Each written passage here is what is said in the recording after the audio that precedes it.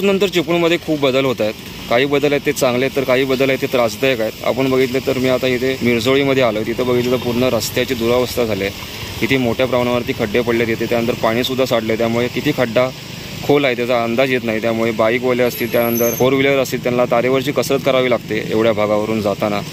ग्वागरला जाताना मिरजोळी, त्यानंतर दत्त एजन्सी आहे तिथलाच हा रस्ता आहे. आपण बघू शकतो किती मोठ्या प्रमाणावरती रस्ता आहे, त्याला खड्डे पडलेले आहेत. पावसाच्या अगोदर थोडा रस्ता बनवला गेला होता खडी टाकून, ती खडी पूर्ण उपसून आले आणि खड्डे मोठ्या प्रमाणावर पडल्यामुळे त्यामध्ये पाणी साठलं आहे. त्यामुळे आपण बघू शकतो जे बाईकवरनं प्रवास करतात त्यांना किती मोठ्या प्रमाणावरती त्रास सहन करावा लागतो आहे. रस्त्यांचीसुद्धा दुरावस्था होत चालली आहे जसा पाऊस सुरू होतो आहे. आता तर आपण बघितलं तर हा सुरुवातीचाच मान्सून आहे. अजून 1-1.5 महिना मुसळधार पाऊस पडणार आहे. आपण विचार करू शकतो अजून 1-1.5 महिन्यानंतर इथे काय परिस्थिती असेल. कोकणात 2-3 दिवस झाले मुसळधार पाऊस पडतोय.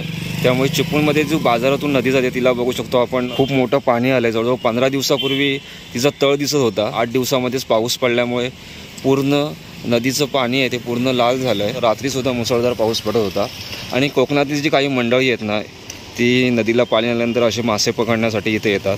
तर आपण बघितलं इथं काही जण गळ घेऊन येते, ते मासे पकडण्यासाठी आलेत. आणि चिपळूणचं रूप आहे ते पूर्ण पालटून गेलं आहे.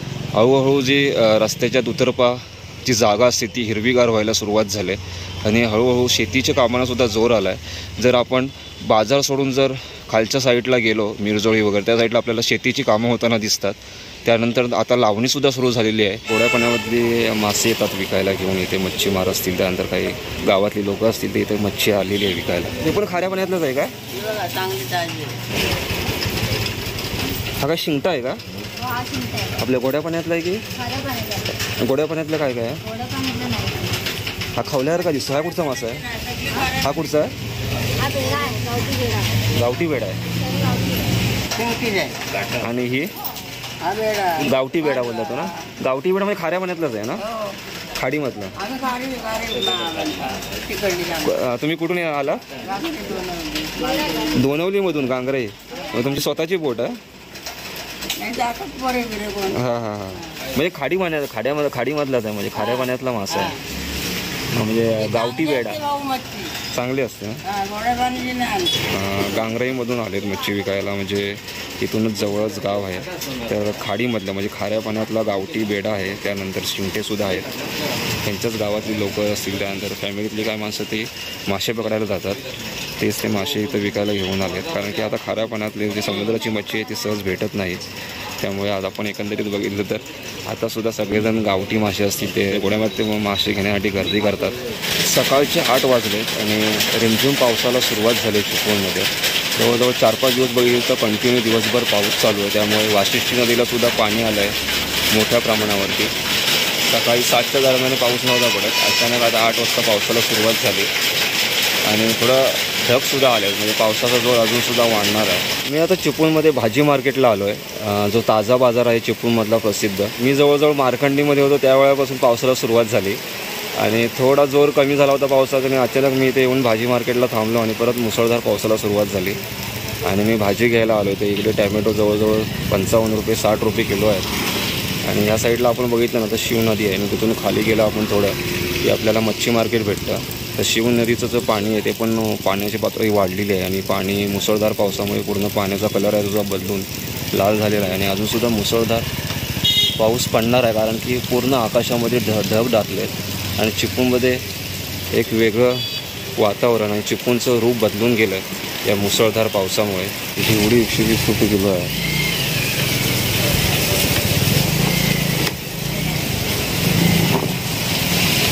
त्यानंतर कांदे ते जवळजवळ 45 रुपये किलो आहेत. कांदेसुद्धा खूप महाग झाले आहेत. जिचे रेट काय मी तुम्हाला दाखवतो बघा. शिमला मिरची 100 रुपये किलो, दुधी भोपळी 70 रुपये किलो, अशी सर्व पावसाळ्यामध्ये भाज्या महाग झालेल्या आहेत. आळं 220 रुपये किलो झालेलं आहे. काकडी 60 रुपये किलो आहे, आवाक्यात आहे आपल्या. त्यानंतर इकडे पिटकोर म्हणून आहे ती पण 70 रुपये किलो झाले. पावसाळ्यात सर्वच भाज्या महाग होत असतात.